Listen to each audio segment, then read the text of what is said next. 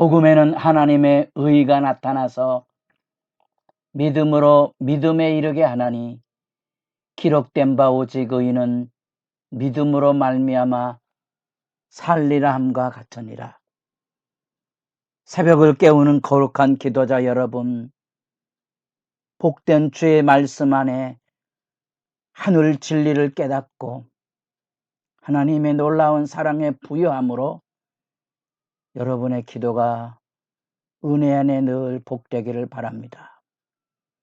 오늘 우리가 읽어갈 말씀은 로마서 3장 21절에서 31절까지의 말씀으로서 우리가 흔히 아는 믿음이 뭔지, 복음에 하나님의 의가 나타나서 믿음에서 믿음으로 이르게 한다는 그 믿음이 뭔지에 대한 그 실제를 우리가 이 말씀 단락 안에서 만나보게 될 것입니다. 1장부터 3장 20절, 21절까지가 첫 번째 주제로서 하나님의 의가 나타났다 그랬습니다. 하나님의 의가 나타났다는 말은 우리 모두가 하나님의 진노, 곧 죄의 굴레에 끌려다녀야 되는 죄의 종으로 사는 인간의 실존에 대한 얘기에 하나님께서 어떻게 구원을 여셨는가? 의인은 없고 하나도 없는데 나도 의인이 아닌데 우리가 어떻게 구원을 얻었는가? 그 얘기를 지금 시작하고 있습니다. 그것이 하나님의 의가 나타났다는 말입니다. 어떻게? 이제 이 3장 21절부터 나타나는 하나님의 의가 나타나서 믿음에서 믿음에 이르게 한다는 그 말, 바울이 생명을 걸고 전하고자 했던 예수 복음의 의미가 뭐냐? 하나님의 의로서 우리가 하나님의 의로서 하나님 앞에 의로운 자가 되어 하나님의 자녀가 되었다는 사실입니다. 어떻게 진노 아래 있는 죄 아래 있는 우리가 하나님의 자녀가 되었단 말인가? 그 얘기를 지금 3장 21절에 31절까지 논증을 하고 있습니다. 암송해야 될 단락들이고요. 이 안에는 우리가 생각하는 것 이상의 복음의 집약이 되어 있기 때문에 그거를 이제 확산하면 다양한 논증을 할 만큼의 놀라운 영역이 펼쳐져 갑니다. 그렇기에 제가 이렇게 과장해서 말하고 암송의 필요성과 더불어 의미 질문을 해볼 필요가 있습니다. 어떻게 하나님의 의가 죄 아래 신음하는 우리에게 구원의 역사를 여셨단 말인가? 그 출발이 하나님의 헤세드, 구약성경 헤세드란 말을 자주 제가 강조했습니다. 하나님 편에서 시작한 영원한 구원의 사랑을 의미하는 개념을 담고 있는 용례입니다.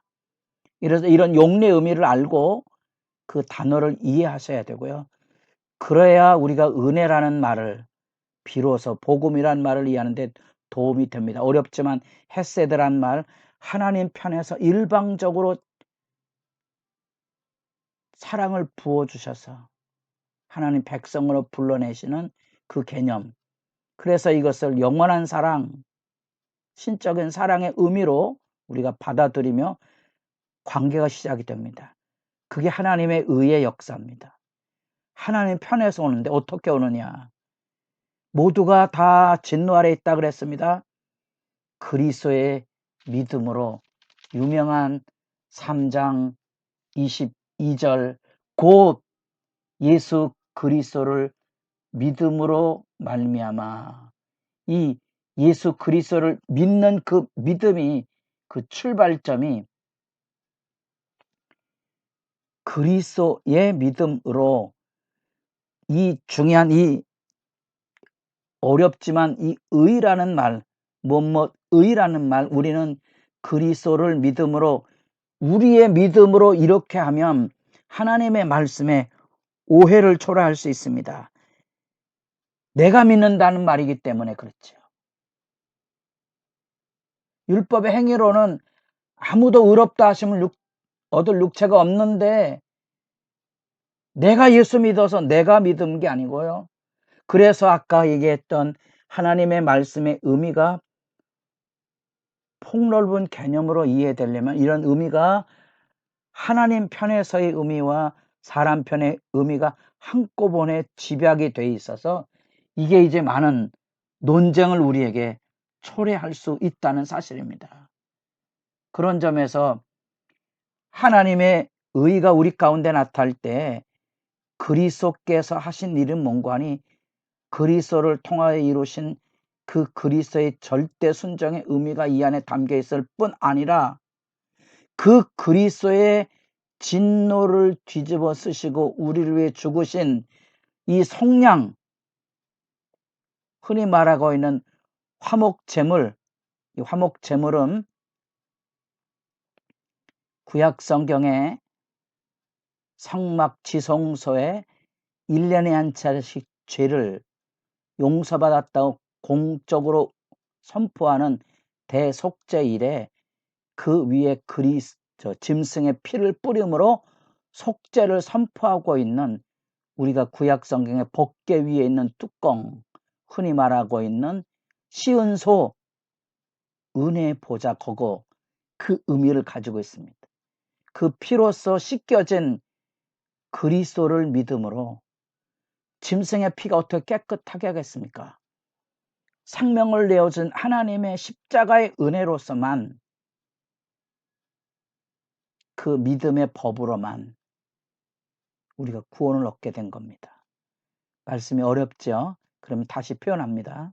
구원이라는 말은 이렇게 하나님 편에서의 절대적인 은혜의 출발을 통하여 그리스도의 믿음, 두 가지 의미를 같이 기억하고 계셔야 된다 그랬어요.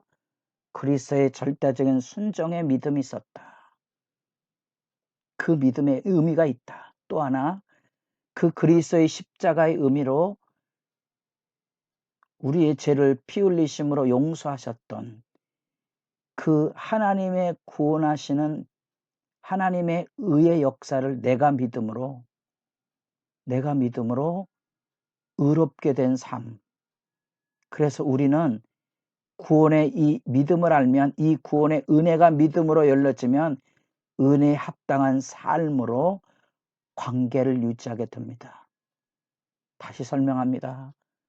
구원의 출발은 오직 은혜, 하나님 편에서 값없이 공로 없이 죄 아래 진노 아래 있는 나에게 그리스도의 믿음, 그 그리스도께서 친히 절대적인 순종을 통하여 이루신 그 십자가 사건을 통하여 그 대속의 피 흘리심으로 내게 오셔서 내게 믿음을 선물로 주셔서 내가 믿음으로 의롭게 되었기에 믿음에 대해서만큼은 오직 은혜의 삶으로 보답해야 될 책임을 가지고 사는 게 하나님의 의의 의미가 됩니다. 그래서 이 하나님의 의로서 예수 믿음의 역사가 이루어지게 되고 그것으로 의롭게 되었다는 겁니다. 일부러 한자를 썼습니다. 의인됨, 의로 인정된, 의롭게 되었다는 의미입니다. 의롭게 되었다는 말의 기본 개념은 율법 없이 3장 20절에 율법의 행위로 그의 앞에 의롭다 하심을 육체가 없나니 율법으로는 죄를 깨달음이라. 이제는 율법 외에 율법의 행위 없이 오직 예수 믿음. 무슨 믿음입니까? 예수가 친히 화목제물이 되어서 우리 죄를 용서하시고 우리를 불러내셨다는 그 예수 믿음. 그 예수 믿음이 내게 바르게 세워졌는지를 분별한다면 자랑할 것이 내게는 아무것도 없어야 되는 거지요. 왜? 하나님이 내게 오신 것이니까. 오직 은혜, 그것밖에 없지요. 우리가 종교생활하면서 자기 의의를 가지게 되면 덫이 될 수 있습니다.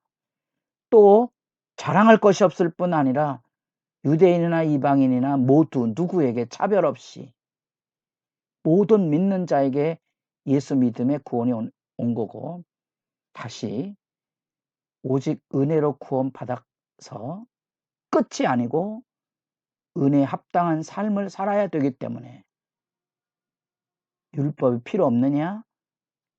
믿음은 율법을 세운다는 거. 여러분도 받은 은혜에 바로 살기 위해서 몸부림하며 이처럼 새벽을 깨우는 자리에 서 있지 않습니까? 할 수 있거든. 주님 뜻대로 살기에 몸부림하는 이유는 뭡니까? 은혜가 있기 때문에 그런 거지. 은혜의 믿음. 여러분 기도하실 때 그래서 우리 삶에는 이런 하나님의 신실한 하나님 편에서의 의로움으로 내게 다가오셔서 나 같은 죄인을 의롭다 하심으로 관계, 나를 아들로 맞아주시는 거죠. 탕자가 돌아왔을 때 아버지가 기쁘게 아들로 맞아줄 뿐 아니라 잔치를 벌여주신 그 은혜 앞에 우리가 압도당하여 서 있는 것이 구원이고 그게 믿음입니다. 그래서 예수 믿음은 하나님의 은혜의 경이로움으로 만나는 겁니다. 그릇된 믿음의 우월의식, 남을 정죄하거나 내가 남보다 낫다고 생각하는 믿음의 공로의 덫을 조심하십시오. 또 하나, 예수 믿음은 값없이 구원받았기 때문에 이제 행위가 필요 없다고 생각하는 이 만홀히 여기는 바른 삶, 은혜에 합당한 삶을 가볍게 여기는 거 조심하셔야 됩니다. 그건 하나님의 은혜를 모독하는 거 아니겠습니까? 여러분의 기도가 주의 말씀 앞에 바르게 세워질 수 있기를 바랍니다.